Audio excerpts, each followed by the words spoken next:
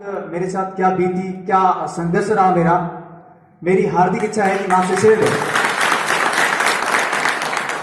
मित्रों, मैं आपसे एक बात कहना चाहूंगा कि परिस्थिति व्यक्ति के साथ कैसे भी हो, अगर उन परिस्थितियों से व्यक्ति जूझता है, उन परिस्थितियों से डट करके मुकाबला करता है, तो कोई भी चीज असंभव नहीं है। अमूमन मैंने ऐसे कई लोगों को देखा है कि लोग ये कहते हैं कि मेरे तो परिस्थिति अनुकूल नहीं है, मैं ये नहीं कर सकता, मैं वो नहीं कर सकता। तो जहां तक मेरा मानना है कि सारी ये बहानेबाजी है, वो एक समायोजन का तरीका है कि जब असफलता मिलती है तो हम खुद की कमियां नहीं ढूंढते, दूसरों को कहते हैं कि मेरे तो पेपर अच्छा नहीं हुआ, मुझे समय नहीं मिला, सारी चीजें, मतलब बहुत कुछ हम बहाना बनाना जानते हैं। लेकिन भगवान की मेहरबानी से जहां तक मेरा मानना है कि शायद ही ऐसा उदाहरण मिलेगा, क्योंकि ईश्वर ने जो दुख दिया है मेरे से ज्यादा तो शायद ही किसी को दिया होगा। जब मैं छोटा था, 6 माह का था मात्र, मेरे पिताजी की मृत्यु हो गई थी। अब मुझे नहीं मालूम, पिताजी की शक्ल भी नहीं मालूम, मुझे नहीं पता कैसे थे पिताजी। मुझे बड़ी दुख के साथ कहना पड़ा, आज उनके पास मेरा देखने के लिए फोटो भी नहीं है। दूसरी बात, जब मैं 2 साल का हुआ, मेरे माताजी उनकी चिंता में बीमार पड़ गई। 2 साल बाद मेरी माताजी की मृत्यु हो गई। परिवार में एक बहन और एक भाई, हम 2 थे। दूसरा परिवार में कोई नहीं था। दादी जी ने हमें संभाला। दादी जी ने हम भाई बहनों को पाल पोस के बड़ा किया। फिर उस समय स्कूल भेजा मुझे। प्राइमरी स्कूल गांव में थी, तो गांव में प्राइमरी शिक्षा प्राप्त करी। फिर 8वीं स्कूल पास में थी। ऐसे करके जैसे तैसे करके 10वीं करवाई मुझे। अब उस समय हमारे यहाँ का माहौल यही था कि आसपास के हमारे गांव में सबसे पहले पढ़ने वाला मैं ही हूं। उससे पहले मेरा एक भाई है। तो माहौल ये होता था कि 8वीं करवा करके अधिकतर जो लोग हैं वो अपने बच्चों को विशेष करके मुंबई और दक्षिण भारत में मजदूरी के लिए भेज देते थे कि 8वीं करवा ली, अब कमाने भेज देते हैं, अपने देवासियों की नौकरी कहां है। तो ये विडंबना थी उस समय। फिर भी मेरी दादी जी ने सोचा कि मेरा तो एक ही है पोता, मैं इन्हें बाहर तो नहीं भेजूंगी, जैसे तैसे करके पढ़ाऊंगी या घर पे ही रखूंगी, लेकिन बाहर मैं नहीं भेजूंगी। मतलब बारवाड़ी में मारो जीव नहीं था पे। इसीलिए आगे फिर मैंने 10वीं करी। 10वीं के बाद फिर मैं 12th में एडमिशन लिया, 12वीं करी। अब उस समय प्रॉपर गाइडेंस भी मिलने वाला नहीं था।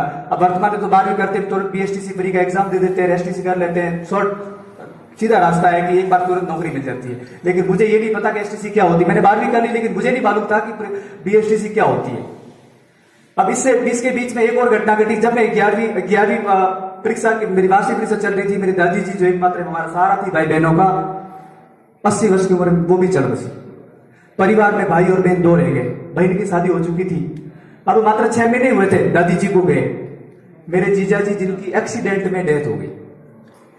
अब बहन विधवा हो गई।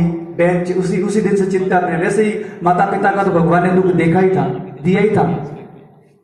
अब बहन की, मतलब मेरे जीजा जी की मृत्यु हो गई। उसी दिन से बहन मेरे पास ही रहती थी।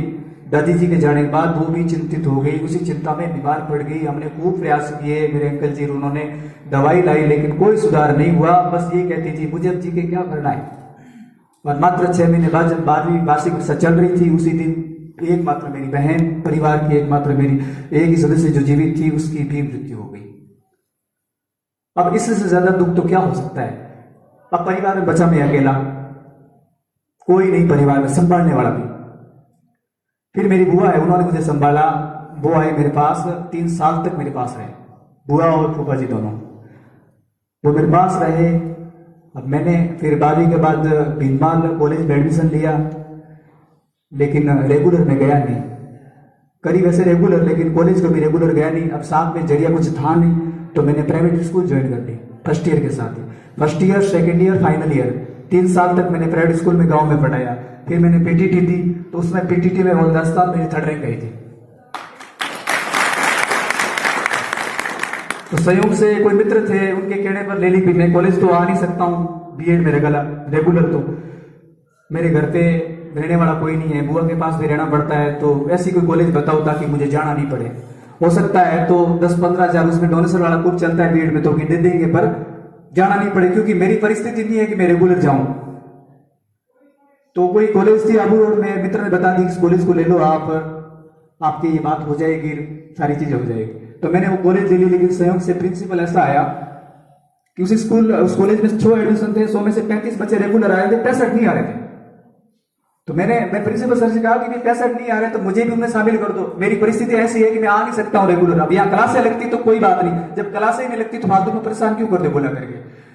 लेकिन वो अपनी बात पर अड़े रहे कि नहीं आपको तो आना पड़ेगा, और लास्ट में मुझे हाजिरी फेल कर दिया, मैंने उपस्थिति नहीं भेजी, बीएड मेरी रोक दी।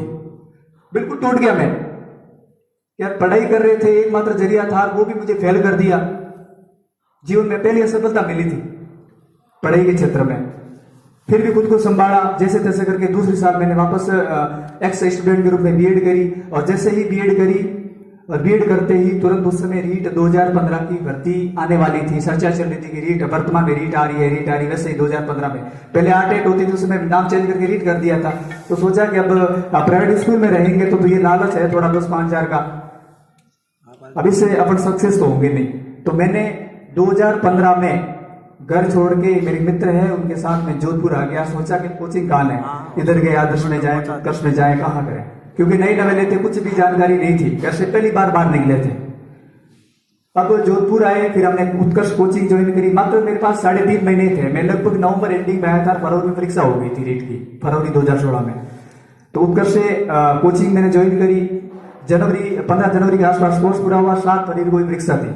तो दबा के मैंने मेहनत करी और उस रीट में मेरे 119 नंबर आए, जो शायद उस रीट में अपने देवासी बंधुओं में किसी के नहीं थे। मेरे 119 नंबर थे और मात्र मेरे सब्जेक्ट हिंदी और सामाजिक 2 बनती थी। सामाजिक की पोस्टें आई नहीं, हिंदी में मात्र 100 पोस्टें थी। बाड़मेर में उसमें 1 पोस्ट थी एमबीसी की।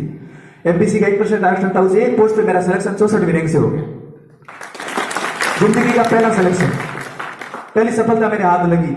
लेकिन संयोग देखो कि वो भर्ती कोर्ट में अटक गई, स्टे आ गया, भर्ती अटक गई, ज्वाइनिंग नहीं मिली।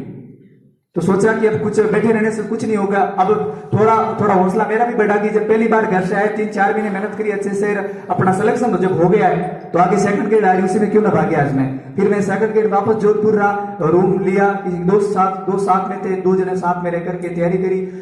यहाँ से हिंदी की कोचिंग करी थी पद से, और दबा के अच्छी मेहनत करी। और जब रिजल्ट आया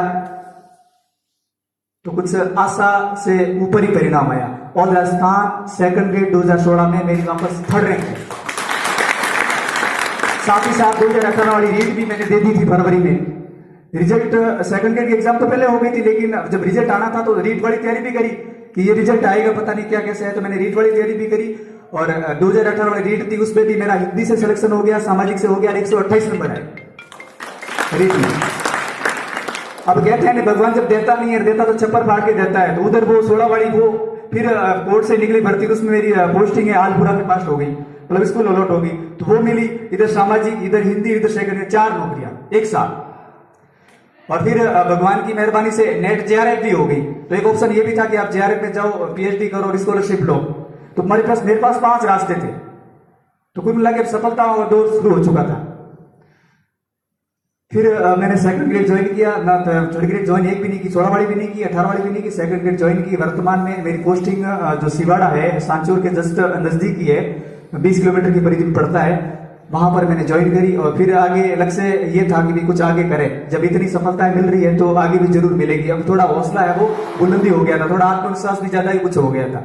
तो फिर मैं सेकंड ग्रेड बनने के बाद लेक्चरर की तैयारी में लग गया और फिर लेक्चरर की परीक्षा 2 बार पोस्टपोन्ड भी हुई, लेकिन खुद को मोटिवेट रखा, हिलने नहीं दे खुद को, और लास्ट में जाकर के अच्छी परीक्षा हुई, अच्छा पेपर हुआ। और अभी थोड़े दिनों पहले आपको ही पता है कि लेक्चरर का रिजल्ट आया, उसमें भी मेरी वापस 3rd रैंक आई हो रहा था। मतलब ये है कि अब परिस्थितियां मैंने आपको बता दी कि इससे ज्यादा परिस्थितियां तो अनुकूल प्रतिकूल किसी के हो ही नहीं सकती, जहां तक मेरा मानना है। तो हम लोग कहते हैं कि परिस्थितियां हमारे अनुकूल नहीं है, ये सारी बातें हैं, तो ये केवल बहाना मात्र है। अगर आप मन में ठान लेते हो तो कुछ भी असंभव नहीं है। और हमारे यहाँ तो विशेष रूप से एक बात चलती है कि अब देखो वर्तमान में 2015 के बाद तो अपने देवासियों में सिलेक्शन भी खूब होने लगे, काफी मित्रों के सिलेक्शन हुए, काफी साथियों के।